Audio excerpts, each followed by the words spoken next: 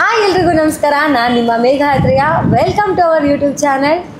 ಇವತ್ತು ನನ್ನ ಜೊತೆ ರೈಡ್ ಹೊಡ್ಸೋಕ್ಕೆ ಅಂತ ರೈಡ್ ಸಿನಿಮಾ ತಂಡ ಇದ್ದಾರೆ. ಫಸ್ಟು ಡೈರೆಕ್ಟರ್ ಇದ್ದಾರೆ ಮತ್ತು ಪ್ರೊಡ್ಯೂಸರ್ ಇದ್ದಾರೆ. ಅವ್ರನ್ನ ಮಾತಾಡಿಸ್ತಾ ಹೋಗೋಣ ಬನ್ನಿ. ಸರ್, ನೀವಿಬ್ರಿಗೂ ಕಾರ್ಯಕ್ರಮಕ್ಕೆ ಸ್ವಾಗತ. ಹೇಗಿದ್ದೀರಾ ಸರ್? ಇಬ್ರು ಚೆನ್ನಾಗಿದ್ದೀರಾ? ನೀನು ರಿಲೀಸ್ ಹತ್ರ ಬಂತು. ಹೌದು. ಹೇಗಿದೆ ಇವಾಗ ಸದ್ಯದ feeling? Full tension madam, full tension. First time, first direction, first production, ಏನೋ ಒಂಥರ ಹೊಸ ಅನುಭವಗಳು. ಈ ಥರ ಆ್ಯಕ್ಚುಲಿ ಫಸ್ಟ್ ಟೈಮ್ ನಮ್ಗೆ ಎಕ್ಸ್ಪೀರಿಯನ್ಸ್ ಆಗ್ತಾ ಇರೋದು. ಬಟ್ ಆದ್ರೂ ಖುಷಿಯಾಗಿ ಮಾಡ್ತಾ ಇದ್ದೀವಿ.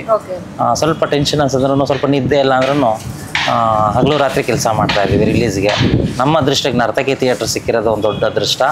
ಸ್ಪೆಷಲ್ ಥ್ಯಾಂಕ್ಸ್ ನರ್ತಕಿ ಥಿಯೇಟ್ರ್ ಮತ್ತು ಥಿಯೇಟ್ರ್ ಅವ್ರಿಗೆ, ಮತ್ತು ನಮ್ಮ ಡಿಸ್ಟ್ರಿಬ್ಯೂಟ್ರು ಜಗದೀಶ್ ರೆಡ್ಡಿ ಆ್ಯಂಡ್ ಸತ್ಯಪ್ರಕಾಶ್, ಸತ್ಯಸೈನ್ ಡಿಸ್ಟ್ರಿಬ್ಯೂಷನ್ಗೆ ಸ್ಪೆಷಲ್ ಥ್ಯಾಂಕ್ಸ್ ಹೇಳ್ತಿದ್ದೀನಿ. ಎಲ್ಲ ಡೈರೆಕ್ಟ್ರು ಒಂದು ಆಸೆ ಇರುತ್ತೆ, ಫಸ್ಟ್ ಟೈಮ್ ಬರೋರಿಗೆ ಡೈರೆಕ್ಟರ್ಗಳಿಗೆ ನರ್ತಕಿ ಸಿಕ್ಕಿರೋದು ಒಂದು ಅದೃಷ್ಟ ಅಂತ ಭಾವಿಸ್ತೀನಿ. ನಿಮ್ಗೆ ಹೇಗೆ ಅನಿಸ್ತಿದೆ? ನಿಮ್ಮದು ಕೂಡ ಮೊದಲನೇ ಪ್ರೊಡಕ್ಷನ್, ಮಗ ಹೀರೋ ಆಗಿ ಮಾಡ್ತಿದ್ದಾರೆ. ಸದ್ಯಕ್ಕೆ ಫೀಲಿಂಗ್ ಹೇಗಿದೆ ಸರ್? ಇನ್ನೊಂದು 4 ದಿನ ಸಿನಿಮಾ ರಿಲೀಸ್ ಇದೆ. ಆದರೆ ತುಂಬ ಖುಷಿ ಆಗ್ತಾ ಇದೆ. ಇಷ್ಟು ಬೇಗ ಎಲ್ಲ ಮಾಡಿ ಮೂವಿ ತಗೊಂಬಂದು ಇಷ್ಟು ಬೇಗ ರಿಲೀಸ್ ಮಾಡ್ತಾ ಇದ್ದೀವಲ್ಲ ಅಂತ ಅಂದ್ಬಿಟ್ಟು ತುಂಬ ಖುಷಿ ಆಗ್ತಾ ಇದೆ. ಖಂಡಿತ. ಯಾಕಂದ್ರೆ ಎಷ್ಟೊಂದು ಮೂವೀಸ್ ತಯಾರಾಗುತ್ತೆ, ಒಂದು ಹಂತದವರೆಗೂ ಬರುತ್ತೆ, ರಿಲೀಸ್ ಆಗಲ್ಲ. ಆ ವಿಷಯಕ್ಕೆ ಕಂಪೇರ್ ಮಾಡಿದ್ರೆ ನೀವು ಅದೃಷ್ಟವಂತರ ಅಂತಾನೆ ಹೇಳ್ಬೋದು. ಎಲ್ಲ ಕೊಟ್ಟಿರೋದು ನಮ್ಮ ವರಸಿದ್ಧಿ ವಿನಾಯಕ, ನಮ್ಮ ಬ್ಯಾನರ್ ಹೆಸರು ವರಸಿದ್ಧಿ ವಿನಾಯಕ ಪ್ರೊಡಕ್ಷನ್ ಅಂತ.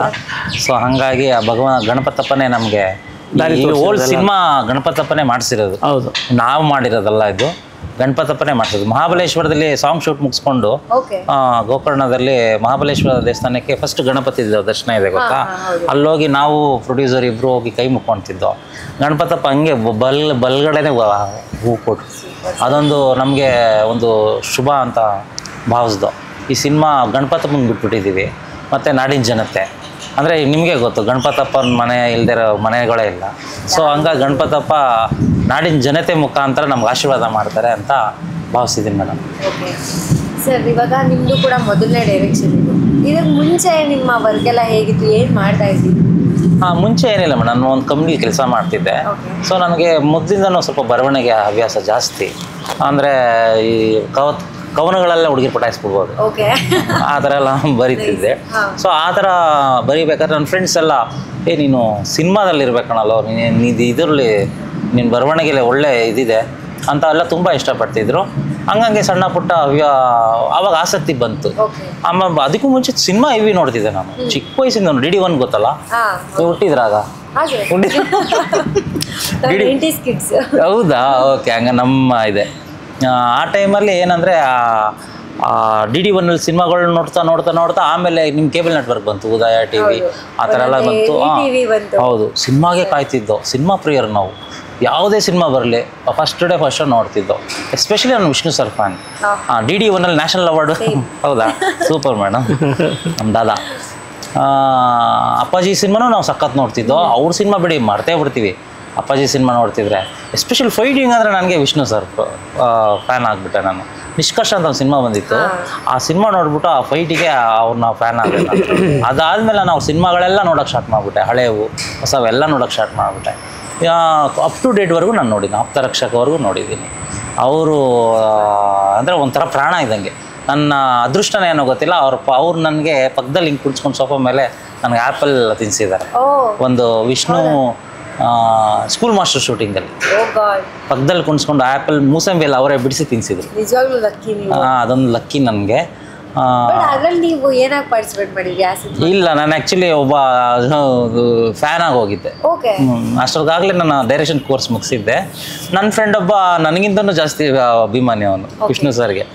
ಅವನು ನೀನು ಸಿನಿಮಾದಲ್ಲಿ ಇದ್ದಂತೆ ನಾವು ವಿಷ್ಣು ಸರ್ ಭೇಟಿ ಮಾಡಿಸೋಂತ ಹಿಂಸೆ ಕೊಡ್ತಿದ್ದ. ನನ್ನ ದೃಷ್ಟಕ್ಕೆ ಅಲ್ಲೇ ಹತ್ರದಲ್ಲೇ ಶೂಟಿಂಗ್ ಮಾಡ್ತಾಯಿದ್ರು.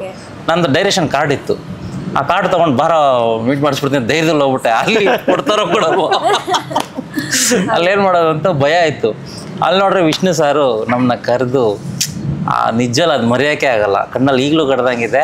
ಅಷ್ಟು ಎಮೋಷನ್ ನನಗೆ ವಿಷ್ಣು ಸರ್ ಅಂತಂದರೆ. ಅವನಂತೂ ತಿರುಪ್ತಿ ವೆಂಕಟಸ್ವಾಮಿಗೆ ಬಿದ್ದಂಗೆ ಬಿದ್ದುಬಿಟ್ಟ, ಹಿಂಗೆ ಪಾದಕ್ಕೆ ಬಿದ್ದುಬಿಟ್ಟ. ಆಮೇಲೆ ನಾನು ಇಬ್ಬರು ನಮಸ್ಕಾರ ಮಾಡ್ಕೊಂಡು ಅವ್ರನ್ನ ಆಮೇಲೆ ಪಕ್ಕದಲ್ಲಿ ಕುಣಿಸ್ಕೊಂಡು, ಏನಪ್ಪ ಏನು ಮಾಡ್ತೀನಿ, ನಾನು ಸಿನಿಮಾ ಇಂಡಸ್ಟ್ರಿಗೆ ಬರ್ತಾಯಿದ್ದೀನಿ ಅಪ್ಪಾಜಿ ಅಂತ ಅಂದ ತಕ್ಷಣ ಅವರು ಚೆನ್ನಾಗಿ ಬೆಳಿ, ಒಳ್ಳೆ ಥರ ಬೆಳಿ, ಒಳ್ಳೆ ಥರ ಕಥೆಗಳು ಮಾಡ್ಕೊ, ಆಟೋಮೆಟಿಕ್ ಜನ ನೀನು ಹಿಡಿತಾರೆ. ಕತೆ ಚೆನ್ನಾಗಿಲ್ಲ ಅಂದರೆ ಜನ ಇದು ಮಾಡಲ್ಲ, ನೀನು ಕತೆ ಚೆನ್ನಾಗಿ ಮಾಡಿಟ್ಕೊ, ಒಳ್ಳೆ ಪ್ರೆಸೆಂಟೇಷನ್ ಮಾಡು, ಚೆನ್ನಾಗಿ ಕಲಿ, ಎಲ್ಲರೂ ಒಂದಷ್ಟು ಜನ ಹತ್ರ ಕೆಲಸ ಮಾಡು, ನಾ ಒಬ್ಬರು ಹೇಳಲ್ಲ ಅಂತ ಅಂದರು, ಡೈರೆಕ್ಟ್ರಿಗೆ ಹೇಳಲ್ಲ ಕೆಲಸ ಮಾಡ್ಚೆ ಅಂದರು. ಆಮೇಲೆ ಸರಿ ನಮ್ಮ ಮನೇಲಿ ಕೇಳ್ಬಿಟ್ಟಿರ್ತೀನಿ ಅಂತಂದೆ. ಮನೇಲಿ ಇಮ್ಮಿಡಿಯೇಟ್ ಕಳ್ಸೋಕೆ ರೆಡಿ ಇರಲಿಲ್ಲ. ಸೊ ಆ ಥರ ಒಂದು ಅನುಭವ ನನಗೆ. ಸೊ ಅದೇ ಹಂಗಾಗಿ ನಮ್ಮ cinema first poster Vishnu sir ಇದ್ರೆ ಅವ್ರ ಕೈಲೇ ಮಾಡಿಸ್ತಾ ಇದ್ದೆ. ಬಟ್ ಅವರ ಅಳಿಯ ಅನಿರುದ್ಧ್ ಜಟ್ಕರ್ ಅವರು ಅವ್ರ ಮನೆಗೆ ಕರೆಸಿ ನಮ್ಮನ್ನ ಅವ್ರ ಸ್ಥಾನ ಅವ್ರು ಎಲ್ಲಿ ಕುತ್ಕೋತಿದ್ರಲ್ಲ ವಿಷ್ಣು ಸರ್ ಜಾಸ್ತಿ, ಅಲ್ಲೇ ನಮ್ಮ ಪೋಸ್ಟರ್ನ ಲಾಂಚ್ ಮಾಡಿಕೊಟ್ರು. ಅದೊಂದು ನನಗೆ ಭಾಗ್ಯ, ಇಡೀ ನಮ್ಮ ಟೀಮ್ಗೆ ಒಂದು ಭಾಗ್ಯ, ಒಂದು ಬ್ಲೆಸ್ಸಿಂಗ್ ಸಿಕ್ತು ನಮಗೆ, ವಿಷ್ಣು ಸರ್ ಬ್ಲೆಸ್ಸಿಂಗ್ ಸಿಕ್ತು. ಅದಾದಮೇಲೆ ನಮಗೆ ಈ ಟಾಪಿಕ್ ಎಲ್ಲ ಇದು ಈ ಕಡೆ ಬಂದ್ಬಿಟ್ಟು ವಿಷ್ಣು ಸರ್ ಹತ್ರ. ಹಾಗಾಗಿ ಆ ಸಿನಿಮಾ ರೂಟಿಗೆ ಬಂದೆ. ಆಮೇಲೆ ಬೇರೆ ಭಾಷೆ ಸಿನಿಮಾಗಳು ಮಾಡ್ತಾಯಿದ್ದೆವು ನಾವು. ಬೇರೆ ಸಿನಿಮಾಗಳು ನೋಡೋಕ್ಕೆ ಸ್ಟಾರ್ಟ್ ಮಾಡಿದ್ದೆ. ಆವಾಗ ಒಂದು ಸಿಂಹಾದ್ರಿ ಅಂತ ಒಂದು ಸಿನಿಮಾ ನೋಡಿದೆ ನಮ್ಮ ಥಿಯೇಟ್ರಲ್ಲಿ ನನ್ನ ಫ್ರೆಂಡ್ ಮುಖಾಂತರ. ಅದರಲ್ಲಿ ಒಂದು ಡಿಫ್ರೆಂಟ್ ಫೀಲ್ ಸಿಕ್ತು ನನಗೆ. ಏನಿಷ್ಟು ಜಬರ್ದಸ್ತಾಗಿ ಮಾಡಿದಾರಲ್ಲ ಸಿನಿಮಾ ಅಂತ ನನಗೆ ಒಂದು ಸ್ವಲ್ಪ ಚಾಲೆಂಜ್ ಹಂಗೆ ಬಂತು. ನಾವು ಆ ಥರ ಒಂದು ಸಿನಿಮಾಗಳು ಮಾಡಬೇಕು ಅಂದ್ಬಿಟ್ಟು ಅದೇ ಟೈಮಲ್ಲೇ ಮೋಟಿವೇಟ್ ಆಗ್ಬಿಟ್ಟೆ. ಡೈರೆಕ್ಷನ್ ಫೀಲ್ಡ್ಗೆ ಬರಬೇಕು ಅಂದ್ಬಿಟ್ಟು ಡೈರೆಕ್ಷನ್ ಫೀಲ್ಡಿಗೆ ಬಂದು ಆ ಥರ ಸಿನಿಮಾ ಮಾಡಬೇಕು, ಮೈ ರೋಮಾಂಚನ ಆಗೋ ಥರ. ಆಮೇಲೆ ನನಗೆ ನೋಡಿ ಇವತ್ತು ರಾಜಮೌಳಿ ಸರು ಅವತ್ತು ಕಾಲಕ್ಕೆ ಅವರು ಪೀಕೆ ಆ್ಯಕ್ಚುಲಿ, ಬಟ್ ನಮಗೆ ಅಷ್ಟು ಗೊತ್ತಿರಲಿಲ್ಲ. ಇವತ್ತು ರಾಜಮೌಳಿ ಸರ್ ಅಂದರೆ ಒಂದು ಹೆಮ್ಮೆ ನಮ್ಮ ಇಂಡಿಯಾಗೆ, ಪ್ರೌಡ್ ಅವರು. ಅವ್ರ ಸಿನಿಮಾ ನೀವು ಯಾವುದೇ ನೋಡ್ರಿ ಹಿಂಗೆ ಮೈ ಜುಮ್ ಅನ್ನಲ್ವಾ, ಆ ಥರ ಒಂದು ಮೇಕಿಂಗ್ ಇರುತ್ತೆ. ನನಗೂ ಆಸೆ ಆ ಥರ ಒಂದು ಮೇಕಿಂಗ್ ಮಾಡಬೇಕು ಅಂತ. ನನಗೆ ಅದಕ್ಕೆ ಆಸೆಗೆ ನನಗೆ ಒಂದು ರೂಟ್ ತೋರಿಸಿದ್ದು ನಮ್ಮ ರಾಮಕೃಷ್ಣ ಅಣ್ಣ. ಇವ್ರು ಇರ್ತಿರ್ಲಿಲ್ಲ ಅಂದರೆ ನಾನು ಈ ಸಿನಿಮಾ ಮಾಡೋಕ್ಕಾಗ್ತಿರ್ಲಿಲ್ಲ. ಈ ಸಿನಿಮಾ ಒಂದು 4 ವರ್ಷದ ಶ್ರಮ. ಆ ಕಥೆಗೆ ಜೀವ ಕೊಟ್ಟಿದ್ದೆ ನಮ್ಮ ರಾಮಕೃಷ್ಣ ಅಣ್ಣ. ಮಗನ ನನ್ನೇನು ಬರೆದಿದ್ದೆ ಪಾತ್ರ, ಆ ಪಾತ್ರಕ್ಕೆ ಮಗನ ಮುಖಾಂತರ ನಾನು ನೆರವೇರಿಸ್ಕೊಂಡೆ. ನನ್ನ ಕತೆಗೆ ಜೀವ ಕೊಡಿಸ್ದೆ. ಅದಕ್ಕೆ ಎಲ್ಲ ಥರ ಸಾಥ್ ಕೊಟ್ಟರು. ಪಾಪ ನಾನು ಒಂದು ಸ್ವಲ್ಪ ಬಜೆಟ್ ಹೇಳಿದ್ದೆ, ಅದು ಡಬಲ್ ಟ್ರಿಬಲ್ ಆಗೋಯ್ತು. ಅಣ್ಣ ಮಗ ಅಣ್ಣ ಸ್ವಲ್ಪ ಚೆನ್ನಾಗಿ ನೋಡೋಣ, ಚೆನ್ನಾಗಿ ಮಾಡ್ಸೋಣ ಅಣ್ಣ, ಹಿಂಗೆ ಅವ್ರನ್ನ ಇದು ಮಾಡ್ತಿ. ಅದೊಂದು ರೇಂಜಿಗೆ ಒಟ್ಟಲ್ಲಿ ನನಗೇನು ಆನ್ ಸ್ಕ್ರೀನ್ ನಾನು ಬರ್ದಿರೋ ಥರ ನಾನು ತೆಗಿಬೇಕಿತ್ತು. ಅವರು ಅದಕ್ಕೆ ಪ್ರೋತ್ಸಾಹ ಕೊಟ್ಟರು. ಬಟ್ ಸಖತ್ತಾಗಿ ಮಾಡಿದ್ರು. ಇವತ್ತಿಗೂ ಒಂದು ದೊಡ್ಡ ಮಟ್ಟದಲ್ಲೇ ರಿಲೀಸ್ ಆಗ್ತಿದೆ. ಅದು ಗಣಪತಪ್ಪನ ಆಶೀರ್ವಾದ ಅಂತ ಹೇಳ್ಬೋದು. ಸರ್ ನೀವು ಹೇಗೆ ಸರ್ ಸಿನಿಮಾ ಇಂಡಸ್ಟ್ರಿಗೆ ಬಂದಿದ್ದು? ಈಗ ನಿಮ್ಮ ಮಗ ಅಂತೂ ನೀವು ಪ್ರೊಡಕ್ಷನ್ ಮಾಡ್ತೀನಿ ಅಂತ ಫಿಕ್ಸ್ ಆದಮೇಲೆ ಅನ್ಸುತ್ತೆ ಹೀರೋ ಆಗಿ ಫಿಕ್ಸ್ ಆಗಿದ್ದು, ಅಥವಾ ಮಗನಿಗೋಸ್ಕರನೇ ಸಿನಿಮಾ ಮಾಡಿದ್ರಾ? ಮಗನಿಗೋಸ್ಕರ ಹಿಂಗೆ ಮಾಡಿದ್ವಿ. ಓಕೆ. ಅದು ಬೇರೆ ಕಡೆ ಎಲ್ಲ ಕೆಲಸ ಮಾಡ್ತಿದ್ವಿ ನಾವು. ಇಲ್ಲಿ ಅದು ಅರು ಸ್ಟುಡಿಯೋದಲ್ಲಿ ನಾನು ಮಾಡ್ತಾಯಿದ್ದೆ. ಪ್ರಸಾದ್ ಲಬಲ್ ನಮ್ಮ ತಿಮ್ಮೇಗೌಡರು ಕೆಲಸ ಮಾಡ್ತಾಯಿದ್ರು. ನಮ್ಮ ತಮ್ಮ ಬಂದು ಉದಯ ಟಿ ವಿಲಿ ಕೆಲಸ ಮಾಡ್ತಾಯಿದ್ದ. ಬಟ್ ಇವನು ಹುಟ್ಟವಾಗೆ ನಮ್ಮ ಅಣ್ಣವ್ರು ಆಸೆ ಇಟ್ಕೊಂಡಿದ್ರು, ಗಂಡು ಮಗ ಹುಡ್ತಾ ಕಣೋ ಇವನು ಹೀರೋ ಮಾಡ್ಬೇಕು ನಾನು. ಹುಡ್ದಾಗ್ಲೇ ಹೇಳಿದ್ರಂತೆ. ಹುಟ್ಟದಾಗೆ ನಮ್ಮ ಅಣ್ಣವ್ರು ಹೇಳಿದ್ರು, ಈ ಮಾತು ಹೆಂಗಾದ್ರೂ ಮಾಡಿ ನಾನು ಅದನ್ನು ನೆರವೇರಿಸ್ಬೇಕಲ್ಲ ಅವ್ರಿಗೆ ಅಂತ ಅಂದ್ಬಿಟ್ಟು ಮನ್ಸಿಗೆ ಬಂದಿತ್ತು. ಆದರೆ ಅವರೇ ಕರ್ಕೊಂಬಂದ್ರು ಇವ್ರನ್ನ. ಹಿಂಗೆ ಹೇಳಿದ್ದೀನಿ ಫಸ್ಟ್ ಅವರೇ ನೀನು ಮಾಡು ಅಂತ ಅಂದ್ರು. ದುಡ್ಡು ಕಾಸಿಲ್ಲಪ್ಪ, ಎಷ್ಟಾಗುತ್ತೋ ಏನೋ ನಮ್ಮಲ್ಲಿ ಕೊಟ್ಬಿಟ್ಟು ಕೆಲವರು ಅರ್ಧಕ್ಕೆ ನಿಲ್ಸ್ಬಿಟ್ಟು ಮನೆಗೆ ಹೋಗ್ಬಿಟ್ಟವ್ರೆ. ಆಮೇಲೆ ನಾನು ಆ ಕೆಲಸ ಆಗಲ್ಲ, ನಾನು ಹಿಡಿದ್ಮೇಲೆ ಫೈನಲ್ ಮಾಡಲೇಬೇಕು. ನಾನು ಯಾವುದೋ ಒಂದು ಕೆಲಸನೂ ಇಂಥವ್ರಿಗೂ ಹಿಡಿಯೋಲ್ಲ, ಹಿಡಿದ್ಮೇಲೆ ಆ ಕೆಲಸ ಫೈನಲ್ ಮಾಡೇ ಮಾಡ್ತೀನಿ ನಾನು. ಆ ಥರ ಮಾಡಬೇಕು ಅಂತ ಅಂದ್ಬಿಟ್ಟು ಅದೇ ಥರ ಮಾಡಿದೆ. ಬಟ್ ಅವ್ರ ಸ್ಪೀಡಿಗೆ ನಾನೇ ಇರಲಿಲ್ಲ ಬಿಡಿ. ಓಯ್ಯೋ ಭಾನುವಾರ ಏನಾಯ್ತು ನಾನು ನಿದ್ದೆ ಮಾಡ್ತಿದ್ರೆ ಗೊತ್ತಿರಲಿಲ್ಲ, ಯಾವ್ದು ಕರ್ಕೊಂಡ್ಬಂದು ಮಗನ ಕೇಳಿದೆ, ಏನಪ್ಪ ಹಿಂಗೆ ಮಾಡಬೇಕು ಅಂತ ಇದನ್ನು ಮಾಡ್ತೀನಪ್ಪ ಅಂದ. ಅಪ್ಪ ನೀವು ಹೋದ್ರೆ ಮಾಡ್ತೀನಿ, ಎಜುಕೇಷನ್ ಯಾವುದೇ ಕಾರಣಕ್ಕೂ ಸೆಂಟ್ರಲ್ ಬಿಡಂಗಿಲ್ಲ, ನೀನು ಇದನ್ನು ಕಂಟಿನ್ಯೂ ಇರಬೇಕು, ಹಂಗಿದ್ರೆ ಮಾತ್ರ ಕೈ ಫೀಲ್ಡು. ಬಟ್ ಈ ಫೀಲ್ಡ್ಗೆ ಹೋಯ್ತೀನಿ ಅಂತ ಅದನ್ನು ಕಟ್ ಮಾಡೋಂಗಿದ್ರೆ ನಂಗೆ ಬೇಡ, ಅದು ಮಾಡಬೇಕು ಇದು ಮಾಡಬೇಕು. ಮಾಡ್ತೀಯಾ? ಹ್ಞೂ ಅಂದರೆ ಮಾಡ್ತೀನಿ ನಾನು ಅಂತ ಅಂದೆ. ಆಯ್ತಪ್ಪ ನೀನು ಹೇಳಿದ್ಮೇಲೆ ನಾನು ಮಾಡ್ತೀನಿ ಅದು. ಆಮೇಲೆ ಚಾಲೆಂಜ್ ವೆಂಕಟೇಶ್ಗೆ ತಗೊಂಡ ಅವನು, ಅದನ್ನ ನಿಭಾಯಿಸಿದ್ರು ಬಿಡಿ. ಅದನ್ನ ಕೈಲಿ ಆಗ್ತಿರ್ಲಿಲ್ಲ.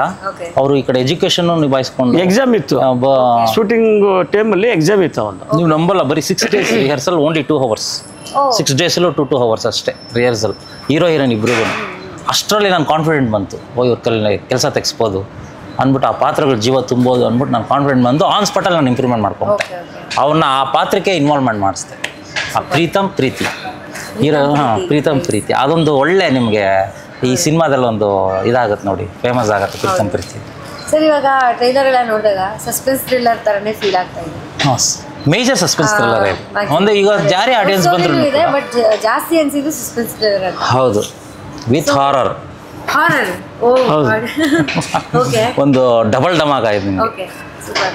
ಡಬಲ್ ಧಮಾಕ ಜಾನ್ವರಿಗೆ ಡಬಲ್ ಧಮಾಕ ಥರ ನೋಡ್ಬೋದು ಎಲ್ಲ. ಮೇಡಮ್ ನಿಮ್ಗೆ ಏನಂದ್ರೆ ಇವಾಗ DDLJ ಸಿನಿಮಾ ನೋಡಿದ್ದೀರಾ?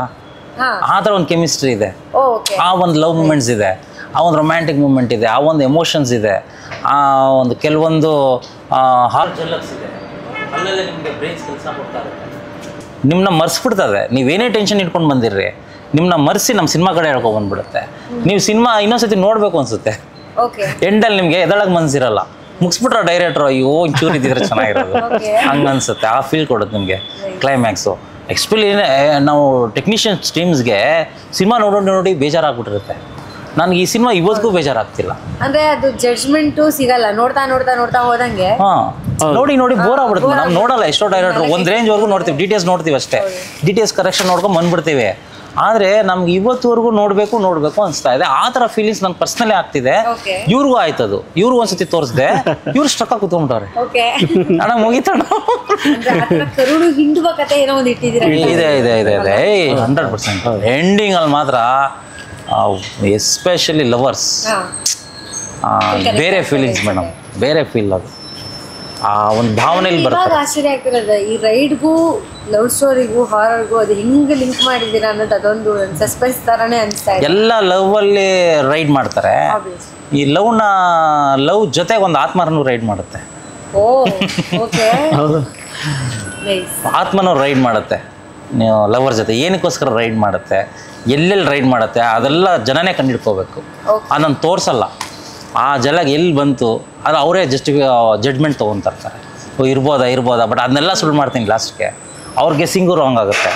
ಸೊ ಆ ರಾಂಗ್ ಮಾಡಿದಾಗಲೇ ಆ ಜಲಕ್ಕಾಗೋದು ಅವ್ರಿಗೆ. ಏನಪ್ಪ ನಮ್ಮ ಗೆಸ್ಸಿಂಗ್ ರಾಂಗ್ ಮಾಡಾಕ್ಬಿಟ್ರಲ್ಲ. ಒಬ್ರು ಕಿಲಾಡಿಗಳು ಕೂತ್ಕೊಂತಾರೆ, ಈ ಕತೆ ಕಂಡಿಡ್ಬಿಡ್ತೀನಿ ಕಣೋ, ಕ್ಲೈಮ್ಯಾಕ್ಸ್ ಹಿಂಗೆ ನಡೀತದೆ ಅಂತ ಹೇಳ್ತಾರೆ. ಅವ್ರಿಗೂ ಆಗಲ್ಲ. ಆ ಥರ ಒಂದೇನಂತಾರೆ ಅದಕ್ಕೆ ಟಾಂಗ್ ಅಂತಾರ, ಒಂದು ಡಿಸಿಷನ್ ಅವರು ಕ್ಲೈಮ್ಯಾಕ್ಸ್ ಕಂಡಿಡಿಯೋಕೆ ಆಗಲ್ಲ. ಥರ ಒಂದು ಕ್ಲೈಮ್ಯಾಕ್ಸ್ ಇದೆ. ಹೌದು. ಉದಾಹರಣೆಗೆ ದೃಶ್ಯ ಸಿನಿಮಾ ಫೀಲ್ ಆಯ್ತು ನೋಡಿ. ಲಾಸ್ಟ್ಗೆ ಪೊಲೀಸ್ ಸ್ಟೇಷನ್ ಅವ್ರು ಹೇಳ್ತಾರೆ, ನಿಮ್ಮ ಇದು ಸರ್ ನೀವು ನಿಮ್ಮ ಸ್ಟೇಷನ್ ಇರೋವರೆಗೂ ನಾನು ಸೇಫ್ ಆಗಿರ್ತೀನಿ ಸರ್ ಅಂತ. ಆ ಕ್ಲೈಮ್ಯಾಕ್ಸ್ ತರ ಅದೇ ತರ ಫೀಲ್ ಆಗುತ್ತೆ ಇದ್ರಲ್ಲಿ. ಆ ಥರ ಒಂದು ಕಂಟೆಂಟ್ ಇದೆ. ಆ್ಯಂಡ್ ಸಾಂಗ್ಸ್ ವಿಷಯಕ್ಕೆ ಬಂದರು ಸರ್, 3 ಸಾಂಗ್ಸ್ ಕೇಳಿದ್ದೀನಿ ಸದ್ಯಕ್ಕೆ, 3 ಕೇಳಿದ್ದೀನಿ. ತುಂಬಾ ಚೆನ್ನಾಗಿ ಅನಿಸ್ತು. ಒಂದಕ್ಕಿಂತ ಒಂದು ಮೆಲೋಡಿಯಸ್ ಆಗಿದೆ, ಲಿರಿಕ್ಸ್ ಕೂಡ ತುಂಬ ಚೆನ್ನಾಗಿದೆ. ಎಲ್ಲೆಲ್ಲಿ ಶೂಟ್ ಆಯಿತು, ಎಷ್ಟು ಬಜೆಟ್ ಆಯಿತು ಟೋಟಲ್ ಓವರ್ ಆಲ್ ಮೂವಿಗೆ ನೀವೇ ಹೇಳ್ಬೋದು. ಬಜೆಟ್ಟು ನಾನು ಲೆಕ್ಕ ಹಾಕಲಿಲ್ಲ. ಇವರು ಸಾರ್ ಒಂದು ರೇಂಜ್ ಹೇಳಿದರು, ಆ ರೇಂಜ್ ಗಂಟ ನೋಡಿದೆ ಅದರಲ್ಲಿ ಅರ್ಧನೂ ಆಗಲಿಲ್ಲ. ಅರ್ಧನೂ ಆಗಲಿಲ್ಲ. ನಾನು ಅದೇ ಅಂದ್ಕೊಂಡೆ, ನಾವೇನೋ ಅರ್ಧ ಮಾಡಿಕೊಂಡು ಏನೋ ಬಂದಿರೋ ಏನು ಮಾಡಬೇಕಾಗಿತ್ತು, ಅರ್ಧಕ್ಕೆ ನಿಲ್ಲಿಸ್ಬೇಕಾಯ್ತು. ಅದಕ್ಕೆ ಬೇರೆ ಪ್ರೊಡ್ಯೂಸರ್ ಆಗಿದ್ರೆ ಸ್ಟಾಪ್ ಮಾಡಿಬಿಡು, ಏನು ನೀವು ಈ ಪಟ್ಟಿ ಖರ್ಚು ಮಾಡಿಸ್ತಿದ್ದೀರಾ. ಆದರೂ ನಾನು ಇಲ್ಲ ಮೂವ್ ಮಾಡಿ ಪರವಾಗಿಲ್ಲ ಅವ್ ಅನ್ಕೊಡೋ ರೇಂಜ್ ಕಣ್ಣಲ್ಲಿ ಕಾಣಿಸೋದು. ಏನಕ್ಕೆ ನಾವು ಜಾಸ್ತಿ ಹೇಳ್ತಿದೀವಿ ಅಂದ್ರೆ ಫ್ರೇಮಲ್ಲಿ ಕಾಣಿಸೋದು. ಏನ್ ಖರ್ಚು ಮಾಡ್ತೀವಿ ದುಡ್ಡು ಅದು ಆನ್ ಫ್ರೇಮ್ ಸಿಗೋದು ಅವ್ರಿಗೆ. ಬಾನು ಹಿಂಗ್ ಹೇಳಿದ್ರು ಹಿಂಗ್ ಮಾಡಿಸ್ತಾ ಇದಾರೆ, ಸೊ ಹಂಗಾಗಿ ಖರ್ಚಾಗ್ತಿದೆ. ಅವಾಗ ಕಾನ್ಫಿಡೆನ್ಸ್ ಸ್ಟಾರ್ಟ್. ನಾನೇ ಹೇಳ್ತಾ ಇದ್ದೆ ಇನ್ನೂ ಚೆನ್ನಾಗಿ ಮಾಡಿ ಪರವಾಗಿಲ್ಲ ಅಂತ ಇದೆ. ಹಂಗೆ ನಾನು ಸಿಕ್ಕಿದ್ದಕ್ಕೂ ಒಂದು ರೀತಿಯಲ್ಲಿ ಇವ್ರಿಗೊಂದು ಅದೃಷ್ಟ, ಇವ್ರು ನನಗೆ ಸಿಕ್ಕಿರೋದು ನನ್ನ ಪುಣ್ಯ. ನಾನು ಇಲ್ಲ ಅಂದ್ರೂ ಎಲ್ಲ ಬೇರೆ ಕಡೆ ಕೆಲಸ ಇದ್ರು ಎಲ್ಲ ಕೆಲಸ ಇವ್ರು ಮುಗಿಸ್ಕೊಂಬರ್ತಾರೆ. ನನ್ನ ನಂಬಿ ಬಿಟ್ಬಿಡೋರು, ಇವ್ರು ನೆಮ್ಸ್ಕೊಂಡು ಪ್ರೊಡ್ಯೂಸರ್ ಡೈರೆಕ್ಟ್ರು ಗಂಡಾಂಟಿ ಇದ್ದಂಗೆ ನೀವು ಹಂಗೆ ನಡ್ಕೋತಾ ಇದ್ರೆ ಇವ್ರು ಸಿಕ್ಕಿದ್ ನನ್ನ ಪುಣ್ಯ, ನಾನು ಸಿಕ್ಕಿದ್ ಇವ್ರ ಪುಣ್ಯ. ಯಾರೇ ಒಬ್ರು ಡೈರೆಕ್ಟರ್ ಲೈಫ್ ಲಾಂಗ್ ಹಿಂಗೆ ಇದೆ ಚಂದ. ನಿಮ್ಗೆ ಗೊತ್ತು, ಒಬ್ರು ಡೈರೆಕ್ಟರ್ ಆಗ್ಬೇಕಂದ್ರೆ ತುಂಬಾ ಸರ್ಕಸ್ ಇರುತ್ತೆ. ಎಷ್ಟೋ ಜನ ಇವತ್ತಿಗೂ ಆ ನಿರಾಶೆಲ್ಲೇ ಸತ್ತೋಗಿದ್ದಾರೆ. ಆಕ್ಚುಲಿ ಅವ್ರು ಡೈರೆಕ್ಟರ್ ಆಗಿಲ್ಲ, ಸತ್ತೋಗಿದ್ದಾರೆ. ಡೈರೆಕ್ಟರ್ ಆಗೋಕೆ ಮುಂಚೆನೇ ಸತ್ತಿರೋಗ್ಬಿಟ್ಟಿದ್ದಾರೆ. ಅಂದ್ರೆ ಅವ್ರು ನನ್ಸಾಗಿಲ್ಲ. ಅದಕ್ಕೆ ಯಾರೋ ಅದು ದೇವ್ರ ವರನೋ ಏನೋ ಗೊತ್ತಿಲ್ಲ, ಅದು ಅವ್ರಿಗೆ ಆ ಅದೃಷ್ಟ ಕೊಡಬೇಕು ಭಗವಂತ. ಬಟ್ ಆ ಥರ ಇರೋ ಸಿಚುವೇಶನ್ಸಲ್ಲಿ ನನಗೆ ಭಗವಂತ ಇವ್ರ ಮುಖಾಂತರ ನನಗೆ ಇವರೇ ದೇವ್ರ ಥರ ಬಂದು ನನ್ನ ನಿಲ್ಲಿಸಿದ್ರು ಅಂತ ಹೇಳ್ಬೋದು. ನನ್ನ ಏನೋ ಒಂದು ಡಿಪ್ರೆಷನ್ಗೆ ಹೋಗ್ಬಿಟ್ಟಿದ್ದೆ ನಾನು ಆ್ಯಕ್ಚುಲಿ. ನಾನು ಸಿನಿಮಾನೇ ಬೇಡ ಅಂತ ಹೋಗಿ ತಿರ್ಗಿ ಏನೋ ಕೆಲಸ ಮಾಡ್ಕೊಂಡು ಇದ್ಬಿಡೋಣ ಅಂತ ಹೊರಟ್ಬಿಟ್ಟಿದ್ದೆ. ಈ ಕಡೆ ಕೆಲಸನೂ ಬಿಟ್ಬಿಟ್ಟು ಬಂದ್ಬಿಟ್ಟಿದ್ದೆ. ಒಳ್ಳೆ ಕೆಲಸನೇ ಬಿಟ್ಬಿಟ್ಟು ಟೈಟೋದಲ್ಲಿ ಕೆಲಸ, ಒಳ್ಳೆ ಕೆಲಸ ಬಿಟ್ಬಿಟ್ಟು ಬಂದ್ಬಿಟ್ಟಿದ್ದೀನಿ. ಅದು ಬಿಟ್ಬಿಟ್ಟು ಬಂದು ತಿರ್ಗಾ ಕೆಲಸಕ್ಕೆ ಹೋದ್ರೆ ಮರ್ಯಾದೆ ಇರಲ್ಲ. ಈ ಥರ ಒಂದೆಲ್ಲ ಸ್ಟ್ರಗಲ್ಸ್ ನಮಗೆ. ಸೊ ಫ್ಯಾಮಿಲಿಲೆಲ್ಲ ಸಪೋರ್ಟಿವ್ ಆಗಿ ಇದ್ರ ಅಥವಾ ಅವರು ಡಿಪ್ರೆಸ್ಗೆ ಹೋಗ್ಬಿಟ್ಟಿದ್ರು ಮೇಡಮ್. ಏನು ನಮ್ಮ ಯಜಮಾನ್ರು ಈ ಥರ ಆಗ್ಬಿಟ್ರು, ನಮ್ಮ ತಂದೆ ತಾಯಿ ನನ್ನ ಮಗ ಹಿಂಗಾಗೋದ, ಈ ಥರ ಆಗೋಗ್ಬಿಟ್ಟಿತ್ತು. ಸಿನಿಮಾ ಅನ್ಕೊಂಡು ಕನ್ಸ್ಕೊಂಡ್ಕೊಂಡು ಲಾಸ್ಟ್ಗೆ ಅವ್ರು ಹೆಂಗೆ ಹೇಳೋರು ನೋಡಿ, ಸಿನಿಮಾ ಅನ್ಕೊಂಡೆ ಸತ್ತೋಗ್ಬಿಡ್ಚಾಕೋಣ ನೀನು, ಏನಾದರೂ ನೀನು ಬಾರೋ ನಾನು ಏನೋ ಮಾಡ್ತೀವಿ, ಈ ಕಡೆ ಬಾರೋ ಅಂತ ಕರೆಯೋರು. ನಾನು ಅದೇನೋ ಗೊತ್ತಿಲ್ಲ, ಸಿನಿಮಾಗೋಸ್ಕರ ಸರ್ವಸ್ವನು ಮುಡುಪಾಗಿ ಇಟ್ಬಿಟ್ಟಿದೆ. ನಾನು ಸತ್ತರೆ ಸಿನಿಮಾ ಲ್ಯಾಂಡಲ್ಲೇ ಸಾಯಬೇಕು, ಹೆಸರು ಮಾಡೇ ಸಾಯಬೇಕು. ಸಿನಿಮಾದಲ್ಲಿ ಒಳ್ಳೆ ನಿರ್ದೇಶಕ ಅಂದ್ಕೊಂಡೆ ನಾನು ಉಸಿರು ಬಿಡಬೇಕು ಅನ್ನೋದು ನನಗೆ ಛಲ ಇತ್ತು. ಆ ಛಲ ಭಗವಂತ ನನಗೆ ಇವ್ರ ಮುಖಾಂತರ ಕಾಪಾಡ್ತು. ರಾಮ ಕೃಷ್ಣ ಎರಡೂ ಸೇರಿ ನನಗೆ ವರ ಕೊಟ್ಟು, ರಾಮಕೃಷ್ಣ ಹಂಗೆ ಶ್ರೀರಾಮ ಕೃಷ್ಣ ದೇವ್ರು ಇಬ್ರು ವರ ಕೊಟ್ಬಿಟ್ರು. ನೋಡಿದಾರೆ ಅವ್ರು. ಆಕ್ಚುಲಿ ನಮ್ಮ ಸ್ಟ್ರಗಲ್ಸ್ ಎಲ್ಲ ಅವ್ನು ಭಗವಂತಂಗೆ ಗೊತ್ತಾಗಿದೆ ಅನ್ಕೋತೀನಿ. ಅದು ನೋಡಿ ಭಗವಂತನ ಮುಖಾಂತರ ಅಲ್ವಾಣ, ಪ್ರತಿಯೊಂದು ಭಗವಂತನ ಮುಖಾಂತರ ನಮಗೆ ಸೂಚನೆ ಬರೋದು. ಇದಕ್ಕೆ ಲಾಟ್ ಆಫ್ ಬ್ಲೆಸ್ಡ್ ಇದೆ ಭಗವಂತಂದು, ಆ ಭಗವಂತನ ಶಕ್ತಿ ನನಗೆ ಇವಾಗಲೂ ಕಾಣಿಸ್ತದೆ ಕಣ್ಣಲ್ಲಿ, ಲಾಸ್ಟ್ಗೂ ಫೀಲ್ ಆಗ್ತಿದೆ. ನರ್ತಕಿ ನಾನು ಕನ್ಸಲ್ಲೇ ಕಂಡಿರಲಿಲ್ಲ. ನಮ್ದು ಬಿಡಪ್ಪ ಯಾವುದೋ ಒಂದು ಸಣ್ಣ ಮೇನ್ ಥಿಯೇಟ್ರ್ ಹೋಗೋದೇ ಇಲ್ಲ ಅಂದ್ಕೊಂಡಿದ್ದೇನೆ ನಾನು. ನನ್ನ ನರ್ತಕಿಗೆ ಬಂದು ಶಾಕ್ ಆಗ್ಬಿಡ್ತು ನನಗೆ ಒಂದು ಕ್ಷಣ. ಅವು ನನ್ನ ಸಿನಿಮಾ ನರ್ತಕಿಗೆ ಬರ್ತಿದ್ಯಾ ಅಂದ್ಬಿಟ್ಟು ಶಾಕ್ ಆಗೋಯ್ತು. ಅದು ಕೂಡ ಭಗವಂತನ ಆಶೀರ್ವಾದ. ಸರ್, ಇವಾಗ ಆರ್ಟಿಸ್ಟ್ಗಳ ಬಗ್ಗೆ ಹೇಳೋದಾದ್ರೆ ಈಗ 4 ಜನ ಮೇಜರ್ ಆರ್ಟಿಸ್ಟ್ ಅಂತ ನೋಡಿದ್ವಿ ಅದೇ ರೀತಿ. ಸೊ ಅವ್ರ ಬಗ್ಗೆ ಹೇಳೋದಾದ್ರೆ, ಅವ್ರ ಆ್ಯಕ್ಟಿಂಗ್ ಬಗ್ಗೆ, ಸ್ಕಿಲ್ಸ್ ಬಗ್ಗೆ ಹೇಳೋದಾದ್ರೆ ಏನು ಮೇಡಮ್, ಅವರು ಆ್ಯಕ್ಚುಲಿ ಹೇಳ್ಬೇಕು ಅಂದರೆ ಅವರು ಫ್ಯಾಷನೇಟೆ. ಸಿನಿಮಾ ಈಗ ನಮ್ಮ ಕೇಶು ನಮ್ಮ ವೆಂಕಿಗೆ ಅವನು ಏನಂದರೆ ಚಾಲೆಂಜಸ್, ಅವ್ನಿಗೆ ಏನಾದರೂ ಒಂದು ಕೆಲಸ ಮಾಡಬೇಕು ಅಂದರೆ ಅದನ್ನು 100% ಇನ್ವಾಲ್ವ್ ಆಗ್ತಾನೆ. ಅದು ಆ ಶಿಸ್ತಿರ್ಬೇಕು ಮೇಯ್ನು. ನಾವೇನೇ ಒಂದು ಕೆಲಸ ಮಾಡಿದ್ರು ಅದರ 100% ಇನ್ವಾಲ್ವ್ ಆಗಬೇಕು. ಅದನ್ನ ಶ್ರದ್ಧೆ ಅಂತಾರೆ. ಆ ಶ್ರದ್ಧೆ ಶಿಸ್ತು ಬಂದ್ಬಿಟ್ರೆ ಆಟೋಮೆಟಿಕ್ ಅವನು ಆ ಕ್ಷೇತ್ರದಲ್ಲಿ ಯಶಸ್ಸು ಕಾಣ್ತಾನೆ. ನಾವು ಸಿನಿಮಾನೂ ಅಷ್ಟೇ, ನಾನು ಕಾಂಪ್ರಮೈಸ್ ಆಗ್ತಿರ್ಲಿಲ್ಲ. ಏನಾದ್ರು ಒಂದು ಚೇಂಜ್ ಆಗಬೇಕು ಅಂದ್ರೆ ಚೇಂಜ್ ಅಪ್ ಟು ಡೇಟ್ವರೆಗೂ ನಾನು ಚೇಂಜಸ್ಸೇ ನಡೀತಿದೆ. ನಾನು ಪಾಲಿಷ್ ಮಾಡ್ಕೊಂಡೇ ಹೋಗ್ತಿದ್ದೀನಿ. ಸಿನಿಮಾ ಪಾಲಿಷ್ ಆಗಿ ನಿಮಗೆ ಉಳಿಪೇಟ್ ಜಾಸ್ತಿ ಬಿದ್ದಷ್ಟು ಶಿಲೆ ಸಕ್ಕತ್ತಾಗಿ ಕಾಣಿಸುತ್ತೆ. ಅದು ಒಳ್ಳೆ ಔಟ್ ಬರುತ್ತೆ.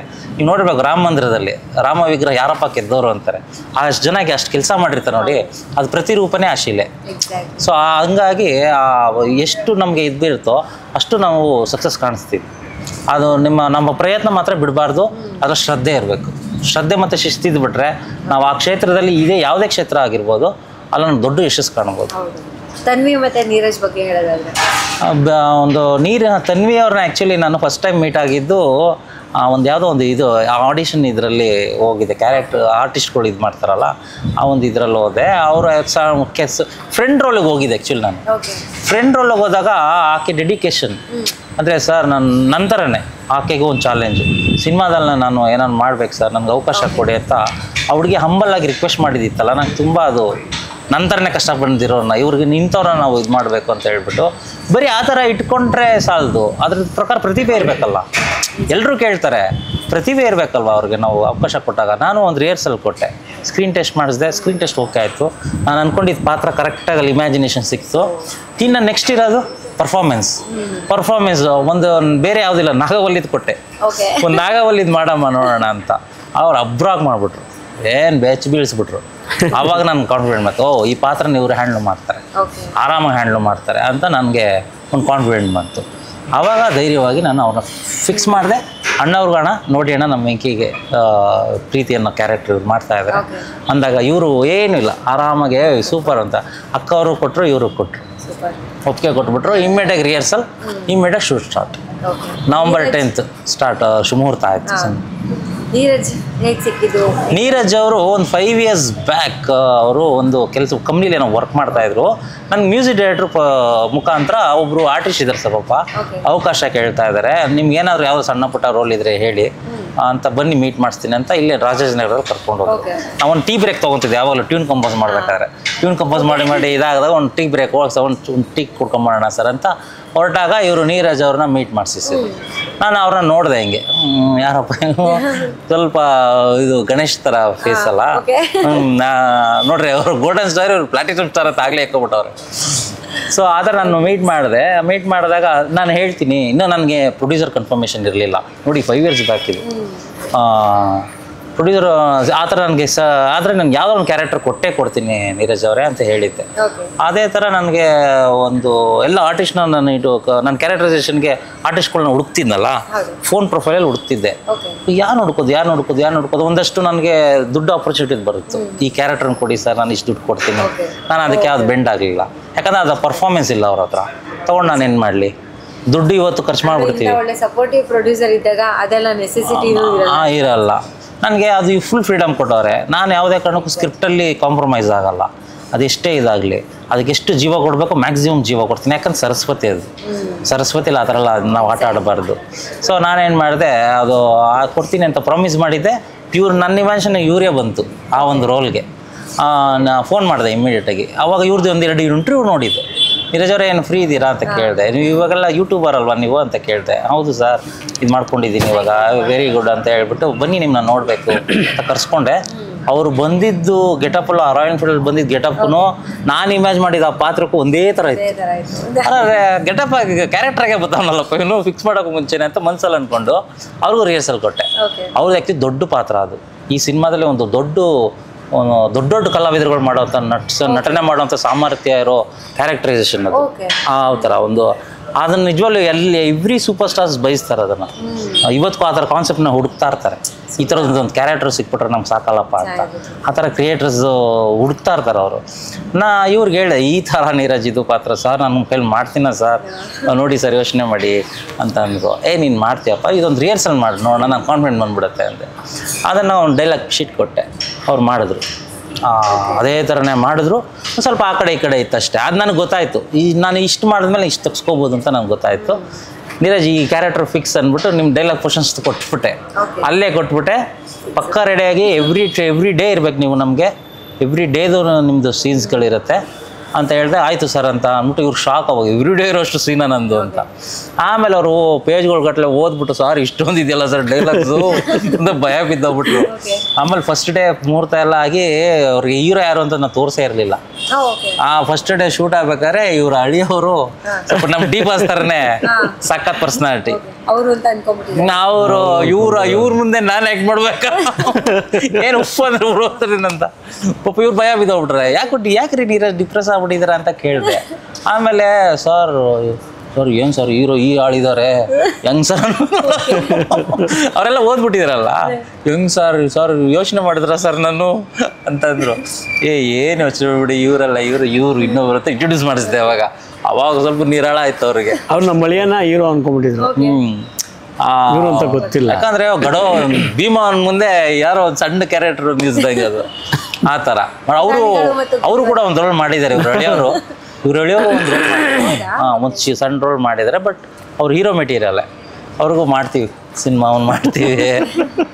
ಒಂದು ಬೇರೆ ಹೆಂಗಂತ ಹೇಳ್ಬೋದು ಅಂದ್ರೆ family come first timer cinema ಅಂತ ಹೇಳ್ಬೋದು.